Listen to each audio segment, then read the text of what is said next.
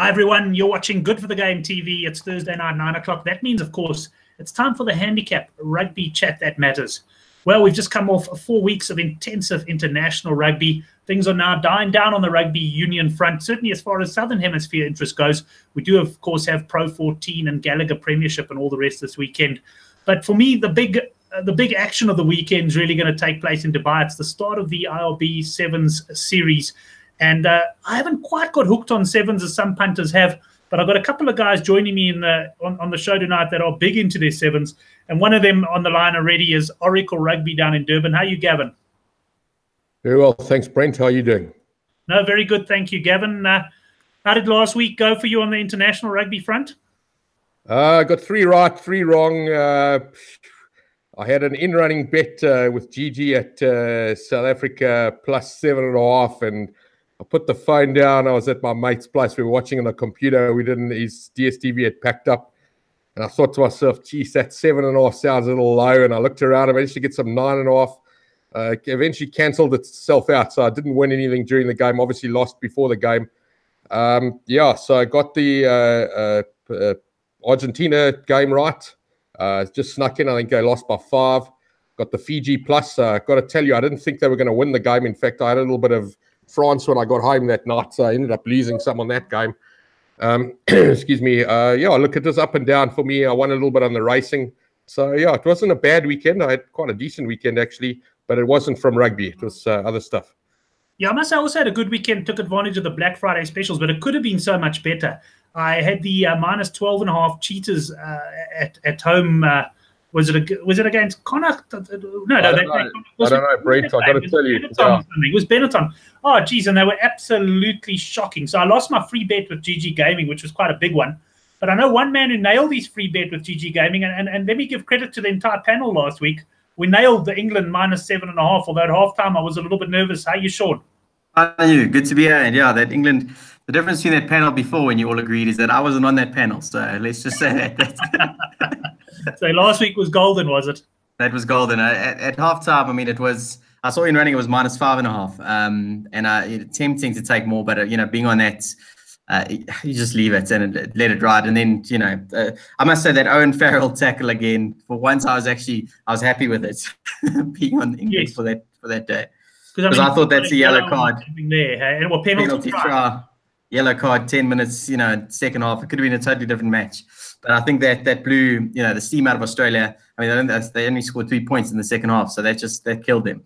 And great for anyone who backed England. And great for, the panel called Wales as well on your side. So, I mean, the panel did well last week. Yeah, it certainly did. I think for me, the big swinging game, though, Sean, was the plus 40.5. And you highlighted it on the show. There was 37.5 everywhere. There was plus 40.5 at Hollywood. And I went for it, but not only did I go for it, I had a double. I had a treble. England minus 7.5, because Hollywood kept the 7.5 for a long time. I then had Wales 8-10, and all ending on USA plus 40.5 against Ireland. And the treble, was 11-2, and I had quite a nice go at it. And I mean, for long periods, it looked like the USA were going to arrive there. Yeah, that first half, USA were in the game. They were, it looked like it was a dead certainty. But I think it's because you were with Hollywood that it killed it.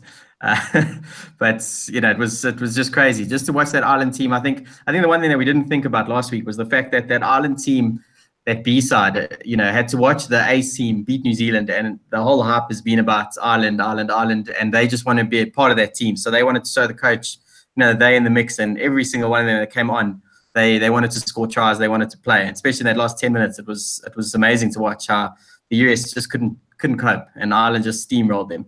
But it was devastating, to lose in the last seconds like that's on the punt, not great. Well, Sean's reference to Hollywood there was just last week. I did make the comment that some bookmakers, sometimes you struggle to win with, and as good a bookmakers they are, they got great prices. Hollywood have always seemed to have the edge over me. But I am pleased to announce that although the Ireland bet stopped me from winning really big with Hollywood, I did catch the minus 7.5 England with them. And I did take advantage of their Black Friday special that Gavin had highlighted, which was the 20% deposit bonus. I think it was between 12 and 2 in the afternoon. So at least I've got a little bit of McKitty going into this weekend. And Sean, now I'll stay with you now. We move on to the 7's. Now, this is your bread and butter, really. I mean, I guess if you had to say about which punter is probably best known in South Africa for his 7's punting, it would be yourself. And we're moving to the Dubai 7's. And I guess the only thing about sevens rugby is prices are a little bit hard to come by in the lead up to the tournament. But I mean, action gets going at sort of 7 o'clock tomorrow morning. Yeah, this is where it's this is good fun. I mean, Gavin will attest it as well. It's amazing. I mean, there's 14 minutes, you get the results. It's 44 games in a weekend. There's always an upset. There's always crazy results. There's anything can happen in sevens. But it is, if you do your homework, you can get it right. It's fun to play. And yeah, I'm excited for Dubai. Some interesting team news on the sides. And I think I found one early one in the first 8 games that I really, really fancy. Right. Well, I'll tell you what we're going to do. World Sports Betting, I haven't looked everywhere, but World Sports Betting have got some fairly comprehensive odds on as far as the groups go. So they're actually betting in each group, and then they got the outright market. So let's run through the groups, and we'll talk about the outright betting, and then we'll have a look at the individual games and see if we can highlight any value. So, Gavin, I'm going to start with you and just run through Group A, which is the Blitzboks, who are the defending champions. In fact, they've won 2 in a row in Dubai. They're obviously very short at 2-13. You've got Argentina at just shy of 5-1, Samoa 19-2, and Zimbabwe, the rank outsiders, at 400-1. And Gavin, I guess the question is, can anyone stop South Africa from winning the group? No, Brent. I think South Africa will win this group. I'm not too keen. I'm not going to go big into South Africa because they have lost a few players. When I say lost a few players, no injuries or anything, but a lot of them have decided to play 15s, probably in the hope of getting into the World Cup, the 15 setup. I think it's quite sad because some of them have have had decent careers with sevens. And, look, you know what? It does open the door. I don't mind in the first tournament. I was a little bit irritated last year in that Hong Kong one where they sort of brassed them. And, I know Sean suggested that that guy, I can't remember his name, the Cape Town Oak, Davids, I think his name was man of the tournament. He was great. Look, we did find a couple of guys that were probably you wouldn't have known about had they played a weaker side. But, South Africa have had good conditioning. They all go and sit down in Stellenbosch for a couple of months before the tournament starts. So, whatever team shows up for South Africa, they should be at a decent standard. I wouldn't necessarily think they'll be top, the best we've had in 5 years, but certainly will be competitive. When it comes to the teams that we're playing, Samoa, we know were great in the late 2000s. They've done very little since then. Zimbabwe got absolutely no chance of beating South Africa. And Argentina, if there's going to be an upset, it might come from Argentina. I'm looking at the GG Gaming at the moment. Sorry, I haven't looked at the World Sports Betting, but GG Gaming have got some game prices here. So getting an idea of how they're pricing up here. They, without looking at the group betting, Argentina and Samoa, they've got Argentina slight favorite. When I say slight favorite, like -3.5, -4.5, or 0.57. So somebody's thinking Samoa are going to show up and play a little bit better. But I got to tell you, just looking at these prices, Argentina look like a shoe-in for that match. But so they haven't priced up on the South Africa Zimbabwe game. I'm going to guess that's going to be -22, 25, maybe even 28. I don't know. But South Africa should win this group easily, in my opinion. Sean, I'm sure you'll rubber stamp the fact that the Blitzbokke will win the group. Have you seen anything as far as the match betting goes in the early rounds for this group? Not for Group A, and I just on the South Africa, the team, it's not a bad team. It doesn't have last year when we started this, we had about 10 of the 12 guys were world class. They could walk into any team. We had the pace, we had the power of Kwaka Smith. It was a good cohesion. So I don't think as Gavin said, we not the best side we've had for 5 years, but I don't think they're going to disgrace themselves.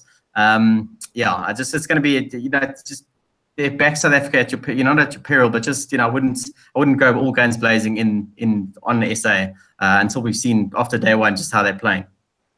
Well, the tournament favourites are Fiji, Sean, in Group B, and they're obviously firm favourites to win Group B. Well, very strong favourites at 1-7. They've got Kenya, Scotland, and France up against them. Is there any value in opposing Fiji in the group? I mean, they do start slowly sometimes, but hard to see any of those sides beating them. No. Fiji are a certainty. Fiji are a great side. They've got a lot of their players. Jerry Tuwai's there. Revolvo. They've got their team. 5 or 6 of those from last year are there, and that's with Fiji. The difference between them and other teams is that they can bring in players, and you've never heard of the Oak, and he is, he's the next best thing, and they've got that sevens base there that just they build for sevens, and that's a great side. I mean, if you're just going to take Fiji to win the tournament because that's the safe option, based on everything that they did last year. And I think they're going to be reeling a bit the way that South Africa caught them at the end. It wasn't so much South Africa winning the 7 series; it was more Fiji throwing it away in that last round. So I think they're going to, they've had 2 months, or they've had a couple of months to think about that, and that's going to motivate them to come up all guns blazing this week. On the games of that, those games, the one that I saw that's just cracking value, it's Scotland against Kenya. I just want to get Gavin's thoughts on this as well. I've looked at the Kenyan side. They've got no Collins Injera. They've got no William Barker. They've got 5 debutants, and then they've got 5 debutants, and they've got 5 other players that have played less than 5 tournaments. So that's a new Kenyan side. And then if you look at Scotland, they've got their side, Farndell's there. It looks like a pretty decent side. It's a good side. It's not a bad side at all. And I think that's Gigi. I've got 14-10 for Scotland to win the game. I think that is the best one you'll get on day one. Take Scotland to beat Kenya. That's golden. I'll say that right now. That's a cracking price. Well, let's see if Gavin Cohen will rubber stamp that one. Gavin, Fiji, they won 5 out of 10 tournaments last year, but they still didn't win the title. South Africa's consistency got them over the line. They are obviously worthy favourites here, but is the value perhaps in the match betting Kenya against Scotland? Yeah, look, Brent, I'm sure Sean will agree with me here as well. I did find a couple of winners last year. I found Australia in their home tournament. I found the USA as well. I think one was 28-1 and the other one was 10-1. I don't know what it was. I did have a couple others. I was a silly punter last year with South Africa and Cape Town, backed them at 7-10 for maximum 5 units. It was a ridiculous one. I've had the odd outright bet in these tournaments, but you get irritated because you lock up your money, and there's 45 games. A lot of guys say to me, you're going to get involved in a rugby match on like this Saturday. There's a Barbarians game, and then you go and lock up your money, and then you see 2 horse races you wanted to get involved in, and your money's locked up. So, when it comes to outright sevens, I'm very picky. I don't have a bet every tournament, and if I do, I keep it very low, so I don't lock up any money, and I rather go for the games. Sean's 100% right. Scotland at 14-10 is golden. It's probably platinum or titanium. It's a massive price. I'm gonna tell you that if you're looking for a double, you can chuck Argentina in there at 0.57. That'll chuck you up to about, I don't know, let me get my calculator, about 6-1, possibly 5-1. Let me see. That's Argentina to beat Samoa, eh? Yeah, 5-2. You're going to get 5-2, maybe 28-10. That's a double. You can take Argentina to win the game, Scotland to win the game. That's my best bet from what I can see there. But as much as Scotland are going to beat Kenya, no one's going to beat Fiji in this group. Scotland might get close in the game. When I say close, maybe 10 points, 12 points, 2 tries, something like that. Fiji will win this group, South Africa will win that group. So there's a double for the guys at 1-6 a pair, probably looking at 4-10. I don't know. I wouldn't touch it personally, but if you want to get a bit of value, you can do that. But yeah, those 2 groups sign up. The favourites will win. Unlikely to lose a game. Should be clear sailing for them. Right, well, we're going to take a commercial break while I log on to gggaming.bet and take the 14-10 Scotland before all the other boys get it. Because, I mean, I must admit, that Sean, you make a great case for them there. So I think we're all going to be climbing into that. And I'll be very surprised if the 14-10 is still there in the morning. No, well, it'll be 9-10 minimum. I think that whoever priced it up is not, the thing with sevens is you've got to be on your game. The bookies, that's why they don't price up early, because it's you've got to know what's happening. You can't just think, okay, it's Kenya against Scotland. Kenya were better last year. Let's go with Kenya as the favorites. It doesn't work like that. Every tournament's different. Everything is different. You've got to look at all of the things, and just based on the fact that you've only got 3 or 4 guys in the Kenyan side that have played more than 6 tournaments as an individual. So I mean, that just says that there's no way that they can be a fluent unit that's that knows their lines, knows their plays. And you're playing against a Scotland team they never disgrace themselves. I think they even won a tournament last year. I know the year before they won in Scotland, so they can turn up on their day. They did beat the Blitzboks once or twice. Last team that can upset the apple cart, and I just think that they've got the wrong favourites drastically. Yeah, this is not the right price. 100%, Sean. Exactly, the wrong favourite. That's the mistake. Yeah. Well, good news, guys. I've got good news for you, and it's not only GG Gaming. I see WSB also round up at that mark, which tells you that that's a price that's coming from overseas on a feed or something like that. 100%. And the good news is that means there could be multiple bookmakers with that. So yeah, probably an opportunity. And I'd imagine that you'd have probably a couple of hours after the show to be able to get on. And generally these prices, when they move, they don't come down all of the points at once. They'll go 12 to 10 and eventually shorten it. But certainly the 14 to 10 sounds like a cracker. If it is available in the morning, it'll certainly be the headline selection in the Good for the Game newsletter. And I haven't even heard what any of you guys think of the rest of the games played. But certainly we think we found a good bet there in that particular group. Let's go on to Group C there, where New Zealand, who had an improved season last year, they were third at the end on the log. They're 9 to 20 favourites, another one-sided group according to the betting, with the USA probably their closest rivals around 15 to 10, and the rank outsiders here, Wales and Spain. And Gavin, I'll start with you. Anything that you've seen in the matches on this group or in the outright group betting? Yeah, Brent, I wouldn't be taking New Zealand to win this group at 5 to 10 or 9 to 20. I don't see the value there. The USA could beat them, but in the same note, I don't see too much value in the 15 to 10 USA either. I think it's just a group that if you're going to have a speculative punt, probably go for the USA. If there is a little bit of value, it probably is USA. I wouldn't be touching New Zealand at 5 to 10. Again, New Zealand's a kind of country that, yes, they got a lot of depth in that, but they're not the same New Zealanders that they were 6, 7, 8 years ago.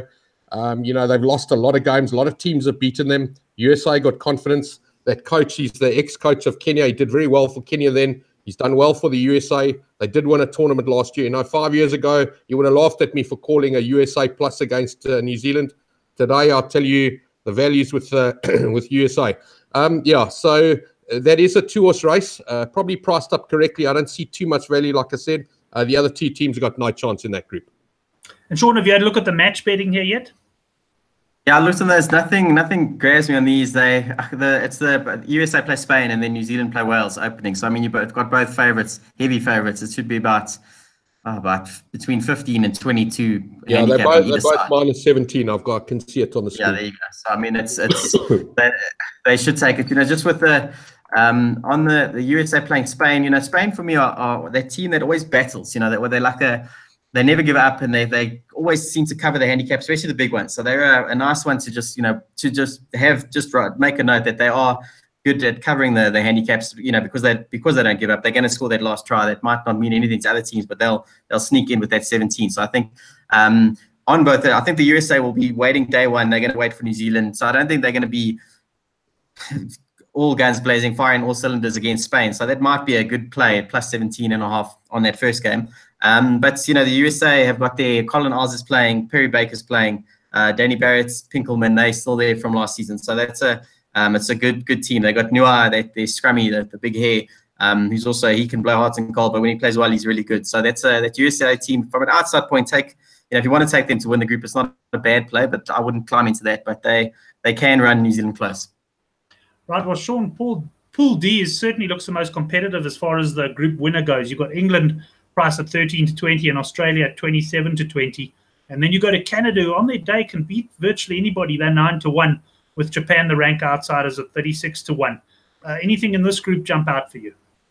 Just on that GG Gaming promo that that I heard about recently, with the backing the outrights. I'm gonna, because it's the first one, it's never fun to back a favourite. That's not how we roll. So I'm gonna take England to win in Dubai. I don't know what price you'll get, but the English, that is if you go history, the England do play well in Dubai. They've got a massive expat community there, and I just think they've got Dan Norton there. They've got a really experienced side.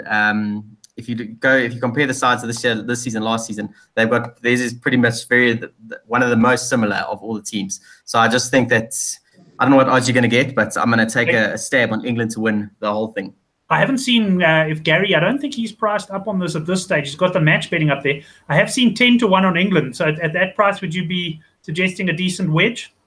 Yeah, just take 1 unit, half a unit. Just if you're going to get 10% back if they lose, and if you're going to get effectively 11 to 1, that's a good price. England they're not a bad side. They beat South Africa. It was so frustrating to watch because they beat South Africa so many times last season in the playoffs. Even in the bronze match that we played, we were leading. South Africa was leading 14-0 at half time, and England beat us 21-14. So they've got that. They can win. They can beat the big teams. and they could maybe catch Fiji, South Africa cold this weekend. So I'm only going on that based on them hoping that other teams are a bit rusty and they just get it together. Dubai is a good place for them. 10-1, it's good price. Gavin, what do you think of that? Yeah, I agree with Sean. Like I said last year, I managed to find a couple of big prices. I'm not really interested in these 2-1s and 15-10s and 5-2s to win the tournament again. You've got to wait 45 games to see who wins it. He's 100% right. There's probably only 2 or 3 teams that can win this tournament. So you're getting 10-1. It's definitely value, 100%. Peter Paul just saying on the live chat, you can get 11.5 to 1 England. That's at bet.coza. So that's certainly a tempting price as well. I'll have to just drop Gary a message and see if they do price up. I'll just mention that promo and let's we won't get too excited about it because it's going to be difficult for guys to get on, as well as Gavin pointed out to me before the show that generally the bookies don't really price up on this in running in between matches. But the idea was that whatever Sean's win fancy was, Gary would add 10% if they win and give you 10% back of your stake in the event that they lose. So we'll have details of that up on the Good for the Game website, and we'll see. Yeah, Brent, if I could just come in there quickly. I mean, I know Gary said that he'd do it after the first 8 games, that you could do it. So that just, if you're gonna have a look at England, have a look how they play, and then if you just get your own gut feel, and if you think that they look a good side, 10-1, not bad at all. If they get rolled in the first game, then you just say, okay, we're not touching England, and then it's no harm done. So that's how I'd approach it. Yeah, that's it. Now, I will say that I'm not. I wouldn't bank on the prices being up there and running. So I think if you do want England, you might want to take a bit of them up front. But certainly there will be updated prices after the first day. Otherwise, that sort of leads us then into the. Well, we've chatted the outright market. We've had a look at the first round of games. Sean, is there anything else besides the Scotland 14-10 that stands out for you in the matches? Nothing. They don't only price out the first 8, so it's hard to go. But just to see, I mean, looking at that last game, South Africa will play Argentina in the last match. It's just depending on the teams. I mean, they're probably going to get about a 7.5 South Africa favourites there, and maybe Argentina is the way to go. Just on that, see how the games go. Looking at Australia play England in the final game of the day, I'm going to be leaning on England in that game.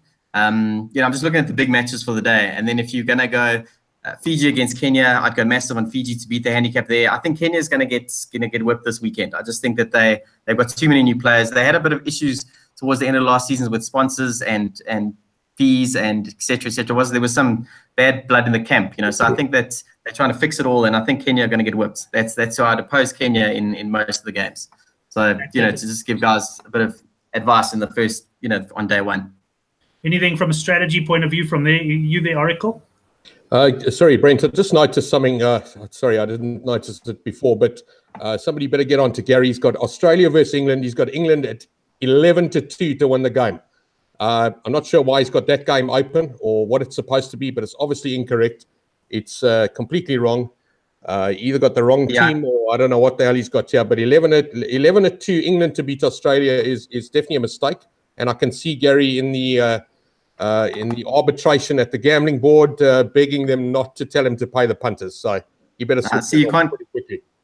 Yeah, Gavin, you click on it, but it doesn't do it. It says market not active. So okay. Trust me, I checked on that first. I thought, wait a second, this is Black Friday top 2. That's a gambling board arbitration meeting waiting to happen. Yeah. Some of the boys will be very quick onto that one. But the good news for Gary is that market is frozen. Right, guys, let's sum up on the Dubai 7s then. We've got Scotland to win their opening match at 14-10. That sounds like one we all want to get involved in. And follow Rugger Bugger, Sean Nicholas, with the 10-1 England. Just a quick look ahead, Sean. Of course, next week we come to South Africa. It is next week, eh? Yeah, next week it's down in Cape Town. I mean, you're not by any chance going down to that with a press pass or anything, are you? Nah, those were the good old days. The kids are a lot busier, and we got actually family coming from Oz. So no, I'm not going to Cape Town. Would be amazing. I said to Gavin that it would be seriously good fun if we could all get together for a 7s. At one of the events. It could be a one hell of a weekend or a very sad weekend. Oh, and Etienne Breitenbach just pointing out that bet that Gavin was talking about was for the women's 7s, not the men's 7s. I don't know if you can check that, Gav, but it might, because I know there is women's 7s. Gavin, I think England women beats Australia 26-14 today. Oh, okay. So that game, that would have England are. Why it's locked. I think it's just a mistake. Gavin, just as a matter of interest, one of our good mates, Brendan O'Connell, he's actually been working at the Dubai Sevens because, of course, the tournament started already with the women's sevens and also the veterans and that. He's an official scorekeeper. Did you know you have such a thing in rugby? No, but is he not on the field with a whistle? Because we've got his cell phone number so we can get in there. I would hate to see that guy trying to keep up with the pace of the game. But no, I was hoping he'd fix it rather than keep up with the pace. I'm hoping. But let me tell you something. I mean, how difficult do you think it is to be an official scorer of the sevens? Yeah, you know, when I was at school, the girls used to score cricket for us, and we used to play because they were nice-looking girls scoring for us. I don't know if I want to be a rugby scorer, official scorer, I got to tell you. But let me just read for you something that Brendan sent me earlier. He goes, first shift done. Okay, so he's done his first shift of official scoring. Missed a conversion, but not crucial, luckily. I mean, he missed a conversion and he's an official scorer. I mean, there are people punting on those games. Of course it's crucial. And he still says it's not crucial. So anyway, be careful, because I don't know if he's official scorer for the main Dubai, but we could see some pretty interesting things happening there. But that's the sevens, guys. It's going to be lots of action. I know you boys love your sevens. I'm getting into it a little bit more each year. But there is, of course, some 15-man rugby taking place this week. Sean, I don't know if you've had a chance to look at anything. There's Gallagher Premiership, there's Pro 14, very little Pro 14 pricing out yet. The South African teams are going to be in action. Any thoughts on that, or do we just focus on the sevens? No, I saw the one, I think Brett on the forum posted about Munster making, massive, putting a big side out against Edinburgh. And I think it was minus 21.5 at Hollywood that you could still get. I don't know if that's still there, but that looks a real good one, just looking at the sides. It's got, Munster made 11 changes. A lot of the internationals are there. Conor Murray is playing at scrum half, so that's a big thing. He missed the whole. That's the Irish. That's one of the best scrummies in the world. He's playing. Mahoney comes, the number 6 for Ireland. That was spectacular against the All Blacks. He's back. It's captain the side. On it with it's a power team, and that's 21.5. That seems a bit it looks like I'll be taking on Hollywood again this week. Is that what you're telling me, Sean? Yeah, I think get in. Let's break the curse. Well, I've got a few turnover clauses to get on with a number of bookmakers after the Black Friday promotions, so I'll certainly be getting into that. So that does look tempting. I mean, I guess, Sean, I don't know if you've seen any team news for other things, but I suppose the teams that like Connacht, they were out in South Africa anyway. It's very unlikely they're going to fly their internationals out to play. I imagine they'll just carry on with the same squad, or am I assuming incorrectly there? I'm not sure, but that's just something to look into. But I mean, they were really good against the Cheetahs. I thought they were, they played attacking rugby. They didn't play. Benetton played. They played the Cheetahs this weekend. But Cheetahs were really bad against Benetton. Yeah. Let's go that angle because they were clueless. So I just think the fact that Connacht were in the country, they've acclimatized as best they can. Yeah, it might be a good weekend to oppose the Cheetahs. Right, Gavin. I know you're not really that focused on the European rugby. Have you had a look at all? Have you got anything for us? No, Brent, I'm not even going to look at Pro 14 until end of January. So, I would have got involved in the Cheetahs. I saw you had a bet last week. I'm glad I didn't get involved in the Kings either. I don't think either of them got anywhere close to their handicaps. I've obviously got to do a bit of studying on that. I haven't done it. So, all I've done is lose on Pro 14. I've not looked at any of this French or English rugby. So yeah, for me it's 100% sevens. I'll be toggling between 201 and 239 on the weekend, and that's my bundle. I just wanted to say, sorry, before you talk there, sorry, Sean, we'll go through the games here, and just, I'm sure guys want to know what we think of all the games, so we can just go through the handicaps. I'm looking at some here, really just a shout of whether you think minus or plus, and you obviously called your Scotland, Brent. Are you talking sevens now, Gavin? Yeah. Let's just go through all the games. Okay, let's wrap up. We got handicap 17.5 USA Spain. I'm going to agree with Sean. I think you said the plus is probably a little bit of value there. I wouldn't go big on that game, but I certainly would call plus on Spanish. Anything above 15.5. Would you agree, Sean? Yeah, anything over 2 tries, 14 points. You default Spain. Also throw in the fact that it's the first game. That if you look at the history, the first game of the tournaments in every tournament, I think about 70% the plus does come in because both teams are so, it's that no one wants to play game one on day one of the first, it's just not a good fixture. You want to play like game 7 or 8 when the crowd's there. Game one, half the oaks are still in the parking lot. So definitely agree with that. And Brendan scoring from his car in the parking lot. Yeah, if he can score, if he can just make sure he misses the Kenyan conversions, we are golden. Run through the rest of them, Gavin, because I don't have them in front of me at the moment. All right, next game, New Zealand, also minus 17.5 against Wales. That's a tricky one for me. It's probably about right. If anything, I always say to people, if you're not sure, either have no bet or you go for the plus. And I say go for the plus because both teams can play rugby. If you're playing against, obviously it's a New Zealand or a South Africa against Papua New Guinea, then the plus point I'm making is pretty silly. But yeah, Wales can definitely stay within 17.5 against New Zealand. But it is about what sort of New Zealand team shows up. I'm not talking about paper, talking about attitude and demeanor and how they look on the field and how much possession they get. So yeah, for me, it would be either a small play on Wales or it would be no bet on that game. Sure. Yeah, I'm gonna go New Zealand on that. New Zealand always beat Wales on the handicap. I don't know, every time I watched, I can remember New Zealand, they just have Wales's number. So also, but not also no bet or so maybe leave that one out, because not confident. But if I was forced to, I'd go New Zealand. What's next, Gav? All right, so Kenya, Scotland, we spoke about. Next one is Fiji minus 18.5 against France. So similar handicap to the other two. It's always dangerous going against Fiji. You know that, Sean, I've been on both ends of this handicap plenty of times. The French, you have no idea what French team is going to show up. One day they lose by 5 against Fiji. The next day they lose by 35. So, it's either Fiji minus or no bet for me. I haven't decided yet. Sure. Yeah, I agree. If you're on the France plus, you're gonna sweat for 14 minutes because Fiji can score. They can score 3 tries in a minute. Now they can honestly score. They played Thailand once and the handicap was 80 or something and they beat it. They scored 100 odd point. They are amazing at that restart. If they get in that gear, with sevens you take your own restart. If you score, you take the restart, and they are the kings of that restart. So they could beat France by 40. But then in saying that it's game one, I'd be leaning. Yeah, if you're going to back France, you're going to sweat. That's all I'll say. I must say, one thing I have noticed about Fiji, and I haven't followed it that closely, but they often come out of the blocks a little bit slowly. But their handicap's not big enough to tempt me. If it was 24 or something like that, I'd probably be coming in on the plus. But I'll definitely be leaving that one alone. 21.5, you could go.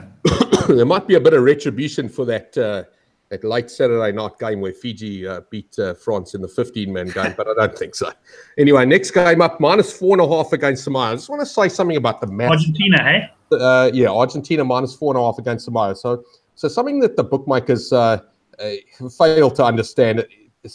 Sevens is a mathematical thing as well. There's no 3-point kicks here. I mean, yes, if a team's is losing by 2 and they've got a 3-point kick, they'll probably take it if it's going to get them into the quarterfinal. But honestly, in a weekend, Sean, I don't think we see more than about 3 penalty kicks, possibly even 2, or sometimes 1 or often 0. So when bookmakers price up minus 4.5, straight away, you're an absolute mug if you're taking plus 4.5 here.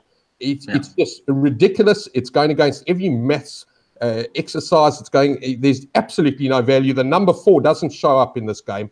If you're taking plus 4.5, you're effectively taking plus 3.5 at a ridiculous price. The value here, 100%, is at minus 4.5. If it's minus 5.5, it's a different story. The difference between 5 and 4 mathematically is massive. So for me, Argentina at minus 4.5, big value. If you can get them at 9 to 10, it is because they 0.57 to win the game. So if you're a little bit worried, but for me, after Scotland, second best bet, Argentina minus here. I don't think Samoa are going to be in this game. From what I saw last year, again, we don't know what's happened to them in the last 3 or 4 months, but I'm going to have a decent strike at Argentina minus here. Minus 4.5 is golden for me.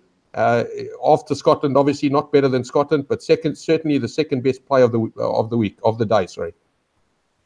Yeah, total agreement there. That's that first 8. I mean, Argentina got a player called German Schultz. I remember him from last season. He's really good, and he's playing. They've got some good players from last season. Minus 4.5 is effectively a try that's unconverted, and it's like you say, it's neither here or there. You might as well just, if you're going to back the plus 4.5 on Samoa, rather take Samoa for the outright win because there's no value there. But in saying that, Argentina will want to fire, and yeah, I make that second best as well. Totally agree. All right, next up, they got minus 31.5 South Africa. So earlier in the show, I suggested this could be in the 20s.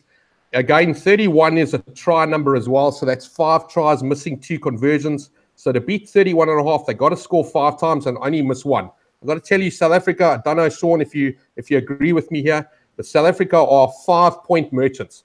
They're not 7-pointers. They go straight for the corner. They don't seem to care about the poles. It's like those Tro and the other coach, I don't know. They don't teach them. You give me 5 minutes with a South African team, I'll tell you what, they'll learn where the poles are. That's all I need is 5 minutes. But they are honestly 5-point merchants. So realistically, yeah, South Africa to beat 31.5, they got to score 6 tries, never mind 5. So can Zimbabwe hold them? I'm going to tell you that at 31.5, I'm interested in Zimbabwe. I'm not massive here, but I certainly am interested.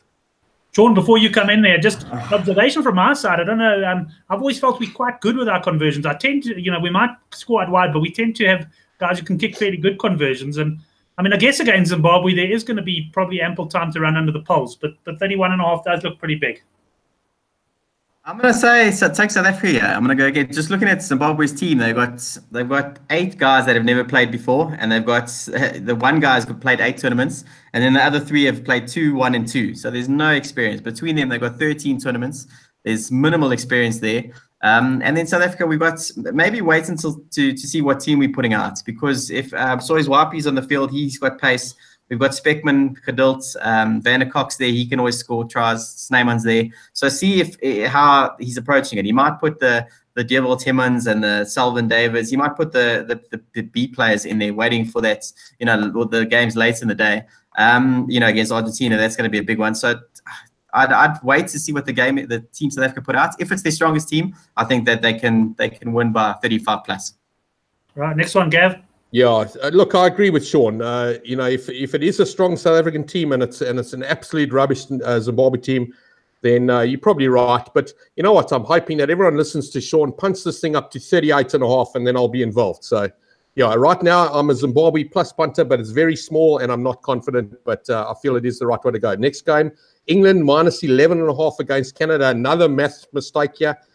Teams win by 12 or 14. They don't win by 11. Sure, they can win by 10 if they miss both conversions. For me, England are valued at to win this game by 2 tries. I know that Canada are perennial upsetters, and they've got a whole lot of guys that are probably completely the opposite of Zimbabwe. They've probably got a 400 caps each, because I don't think they do anything else other than play 7s. But yeah, a little bit of value for me on England at minus 11.5. Once you get to 12.5 or 14.5, I'm easing up on the units, but at 11.5, I am interested. Sean? Yeah, I agree with that. England, Canada, they've lost. They can play a lot in midfield and they can defend, but they don't have that breakout. They don't have speed, and you need to be successful in 7s. You need pace out wide, and you need a big midfield, strong midfielder that can just break it up. You need a fetcher and pace. And Canada don't have either. They're flat. For me, they're not. They've lost the flair. So I think I'd take minus 13.5, as Gavin says. That's a good one, England. And also with back in England to win the whole thing, I'm gonna take England game 1. Just to quickly mention, Etienne Breitenbach in the comments mentioning the points lines, which is also an interesting book. He's starting to come out with that. So just going back to the South Africa-Zimbabwe game, saying over 40.5 points in that game, which I'm sure Sean will be nodding his head, especially if he likes South Africa on the minus there. Gavin, how many more games we got there? No, it's just one, but I want to agree with that. Sorry, yes. So if you can get points lines, especially at 0.85 or 0.9, staying away from the 0.8, but if you can beat 0.8, yeah, so there's a good example. You like South Africa, yeah, I say you're better off taking taking over 40 points for South Africa than taking them to win a game by more than 30, because Zimbabwe score 1 try here and you're in massive trouble, and that could take 4 minutes. 4 minutes of the game, and there's only 14 minutes. It is something to consider. So if you are worried about big handicaps, rather go for your team to score the points than taking the minus. Right, last game, Australia minus 15.5 against Japan. So again, it doesn't matter whether it's 15.5, 14.5, or 16.5. It's all the same thing. They've got to win by more than 2 tries. And I'm going to say that Australia probably a little bit of value there. Again, I'm not confident. Japanese, I don't think the Japanese will come close here. When I say close, I don't think it'll be a single-digit win. But I certainly think Australia will win this game by more than 15 or 16, maybe not more than 20. So yeah, Australia by 3 tries here is my thinking. I don't know what the points line is, so you'll probably find that their points are probably about 23 or 24, maybe 25. and it's possibly a good idea to go overs on that. Sean? Yeah, agree. I mean, no one in Japan is thinking about rugby sevens. Let's just be honest. They want it's 15-man rugby. They don't want to see sevens. I don't think it's not big in Japan. So I'm going to go Australia. Yeah, Australia. If you look at it, I mean, Australia and England are going to face each other in the last game. It could come down. I mean, the teams have drawn against each other a couple of times that I can remember. So it could come down to points. And, I think Canada and Japan are in for a big, they're gonna get thrashed on both sides. I think if you're going to take back England and Australia against the handicaps the first 2 games, and then take England to beat Australia in the last game. Excellent, chap. So that brings us to the end of the show. I've got English Premier League coming up with Chris Sturdy. That's at 10 o'clock. We'll go through the weekend's fixtures, come up with a few bets there. Don't forget to catch the GG Gaming Gone Mad show as well. If you missed that, Gary Lenton joins me at 8:30 every Wednesday night. But guys, in summary, I think we've got a couple of good bets lined up there. You've got Scotland, Sean, at 14-10. Gavin, Argentina, -4.5. Sean, I really like your England 10-1. I've got a good feeling about that. I'll certainly be using some of my turnover bonus on that one. Don't go Hollywood, Brent. Don't go Hollywood, no, please. No. But I am going to go Hollywood with a -21.5 Munster, because I'm pretty sure that's best in town. Yeah, no, that's a good one. And then just follow Gavin, because he's going to give a Summer Cup winner. He's on fire. The man is golden at the moment. So just I'm going to follow his Twitter feed for the main race on Saturday. It's going to be a winner. Well, let me tell you, we also I just released Summer Cup preview. I interviewed Jason Dedekind on the Summer Cup. We didn't do the show live, but we did it earlier this evening, and I put it out there. Yeah, he speaks with such conviction on the horses that I must say, after not fancying anything after my initial read, I'm very strong on some of the horses. And I'll put that link up at the end of the show as well, so you can click through to the Summer Cup. But Gavin, thanks very much for joining us. Sean, thanks a lot. I know you boys are going to be very active, certainly yourself, Sean, on Twitter, and hopefully on the Good for the Game Forum 7's thread. Yeah, especially tomorrow. Saturday we'll be at the Summer Cup, so it's going to be a bit difficult. But tomorrow we can fire. We can get some good things. Scotland, Argentina, get us going, and then let's just carry on from there. Excellent, Gavin. Thanks very much. No problem. Thanks very much, Brent. Excellent. Right. Well, for those watching the recording, you can take a look at the Summer Cup preview over here. And GG Gaming up there. Let's see if I get it right. Thanks very much, everyone, for watching, and look forward to seeing you on the EPL show. That's in about 20 minutes' time.